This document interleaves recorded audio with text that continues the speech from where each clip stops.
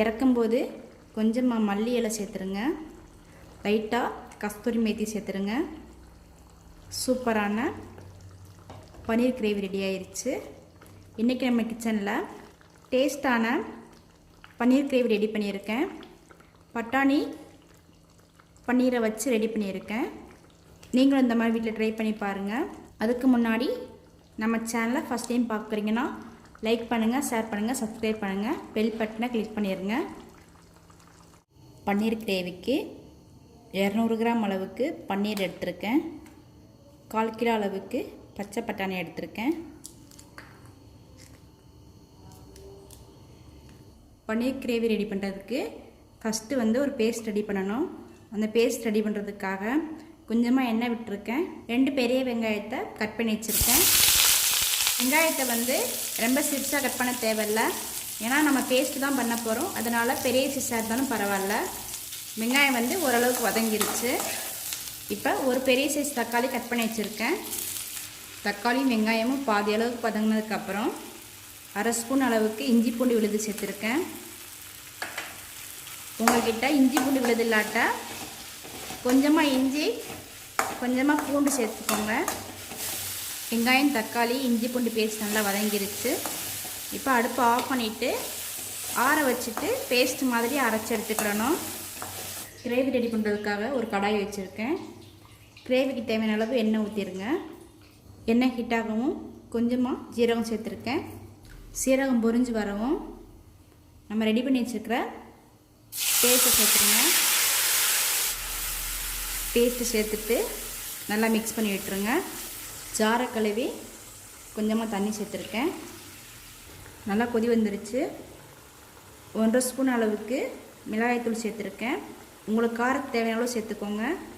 கொஞ்சமாக மஞ்சள் தூள், கிரேவிக்கு தேவையான அளவு கல்லுப்பு சேர்த்துருக்கேன்.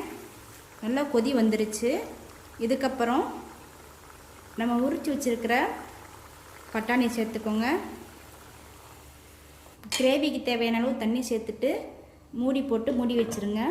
நல்லா பட்டாணி வெந்து வரட்டும். கிரேவிக்கு இந்த அளவுக்கு தண்ணி வச்சிங்கன்னா பட்டாணி வெந்து வரதுக்கு கரெக்டான அளவாக இருக்கும். அடுத்து 2 ஸ்பூன் அளவுக்கு மல்லித்தூள் சேர்த்துக்கிறேன். 1/2 ஸ்பூன் அளவுக்கு கறி மசாலா தூள் சேர்த்துருக்கேன். கிரேவி பாருங்கள் நல்லா எண்ணெய் பிரிஞ்சு வந்துருச்சு. பட்டாணி நல்லா வெந்து நம்ம சேர்த்துருந்த தண்ணி நல்லா வற்றி கிரேவி பதத்துக்கு வந்துருச்சு பாருங்கள்.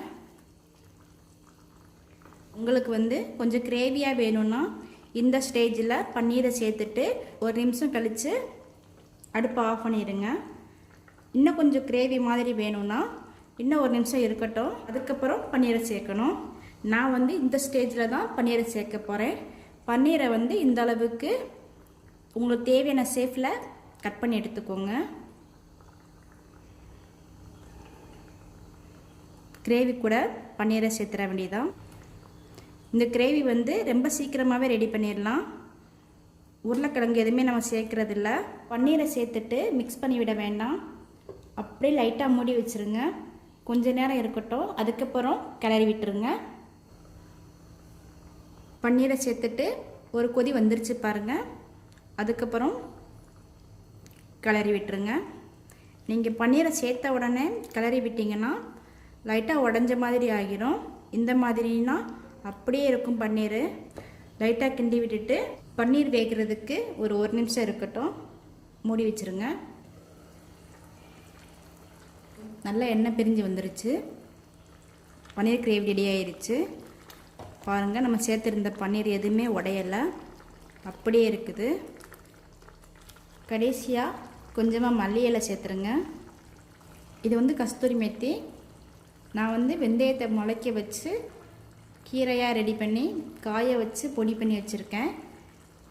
லைட்டாக சேர்த்துருங்க. சூப்பரான பன்னீர் கிரேவி ரெடி ஆயிடுச்சு. நீங்களும் இந்த மாதிரி வீட்டில் ட்ரை பண்ணி பாருங்கள். என்னுடைய சமையல் உங்களுக்கு பிடிச்சிருந்துச்சுன்னா லைக் பண்ணுங்கள், ஷேர் பண்ணுங்கள், சப்ஸ்கிரைப் பண்ணுங்கள், பெல் பட்டனை கிளிக் பண்ணிடுங்க.